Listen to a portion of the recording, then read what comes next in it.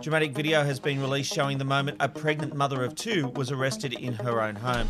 Zoe Buller was still in her pyjamas when Victoria Police executed a search warrant and placed her under arrest. The charge?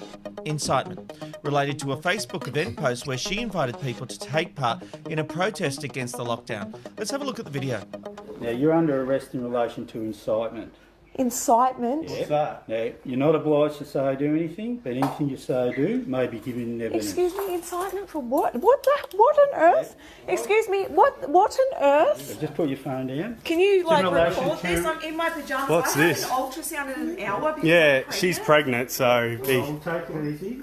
What's this about? But I have an ultrasound Just let me finish. in an hour. Let me finish and I'll explain. It's in relation to a Facebook post, in relation to a lockdown protest you put on for Saturday. Yeah, and I wasn't breaking any laws by doing that. You are actually. You are breaking the law. That's why I'm arresting you in relation to In incitement. front How of can my you children, arrest her? In That's- front of my two children. Can't you just say to her, take the post down? Like, come I'm on. happy to Not obliged. delete the post. This is ridiculous. Yeah, this is a bit unfair. Come on, mate. No, What about she just doesn't do the event? Like, it's not like she's done it. Well, She you've made a post. already committed the offence. So I'm not going to So that's an offence. Now, the search warrant, it titles us and we're required to seize any computers, any mobile devices you have. What on earth? Yeah, can I just get your badge there, mate? It's all there. Mrs. Bueller maintained she didn't know what she did was illegal and offered to take down the post, but police said the offence had already been committed. The post has since been removed, and Victoria's Assistant Police Commissioner Luke Cornelius spoke about the arrest at a press conference just a short time ago. Of course, I'd be the first to acknowledge the optics, for want of a better description, of arresting a pregnant female. It's never going to look good. The optics of arresting someone who's pregnant is terrible. And so, of course, we were very keen to understand the circumstances and consider whether or not in all the circumstances that action was appropriate. And I can say to you, based on the briefings that have been provided to me and my colleague, Assistant Commissioner Cindy Millen, we're absolutely satisfied that in those circumstances the members behaved appropriately and in accordance with our policy. Joe, what do you think? She did do the crime? Well, it's interesting. I hadn't seen the police commissioner speak there, but Rob, I got to say, when I saw this video, I actually really did think the police had overstepped the mark. I mean, I am pro-mask, as you know. I am pro following the rules and following, being a law-abiding citizen.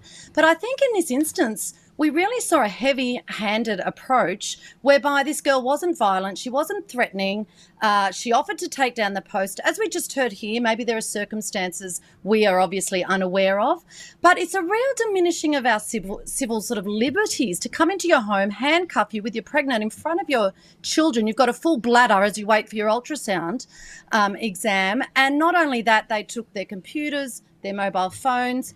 I just think it's an erosion that we don't want to see in a country like Australia. I did think it was heavy-handed. And I got to say, I globally, I don't think it looks good either.